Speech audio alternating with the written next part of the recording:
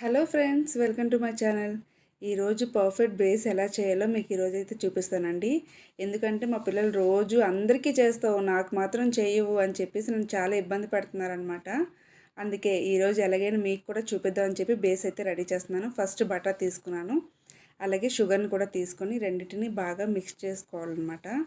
చూసారా, మిక్స్ చేసుకునేటప్పుడు కొంచెం మీకు చేయి నొప్పి వస్తుందని చెప్పి వదిలేకండి. కంటిన్యూస్గా అలా మిక్స్ చేస్తుండండి. అది ఎంత ఫ్లఫీగా వస్తే కేక్ అంత బాగా వస్తుందన్నమాట.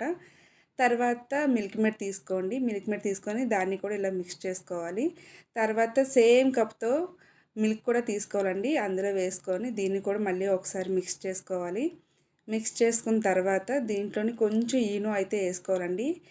ఇది పర్ఫెక్ట్ బేస్ కోసమేనండి. ఈనో వేస్తున్నారేంటి అని మాత్రం అనుకోవద్దు. ఇది మీకు ఇలా చేసుకుంటే ఇదైతే ప్రీమిక్స్ కాదు. తర్వాత వెనిలా ఎసెన్స్ వేసుకోండి. తర్వాత నేను డ్రై ఇంగ్రీడియంట్స్ అయితే తీసుకుంటానండి.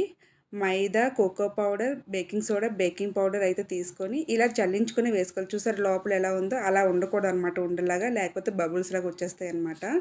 తర్వాత మనకి ఎంత మిల్క్ కావాలో అంత వేసుకుంటే దాన్ని ఇలా కలుపుకోవాలి. బ్యాటర్ అయితే రెడీ అయిపోయిందండి. నేను టిన్కి ముందుగానే బటర్ ఇవన్నీ అప్లై చేసుకొని ఉంచేసానండి. డస్టింగ్ చేసుకొని పెట్టేసుకున్నాను అనమాట. ఇప్పుడు అందులోని నేను బ్యాటర్ని రెడీ చేసుకొని దాన్ని వేసుకొని ఇలా ట్యాప్ చేసుకొని కుక్కర్లో అయితే పెట్టుకోవాలి. నేను ముందుగానే ప్రీ హీట్ అయితే చేసుకున్నానండి. తర్వాత బేస్ అయితే రెడీ అయిపోయింది. దాన్ని కొంచెం క్లాత్ని తడి చేసి వేసుకున్నాను అనమాట, అది చల్లార్చడానికి.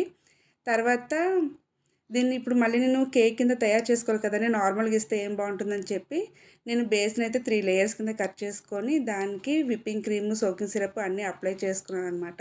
మీకు తెలిసిందే కదా, నేను చాలా వీడియోస్లో చెప్పాను.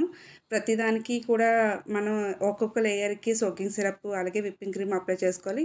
మీరు కావాలంటే మధ్య మధ్యలో చాక్లెట్ వేసుకోవచ్చు, లేదంటే మీరు ఏదైనా క్రష్ వాడాలనుకుంటే క్రష్ వాడుకోండి.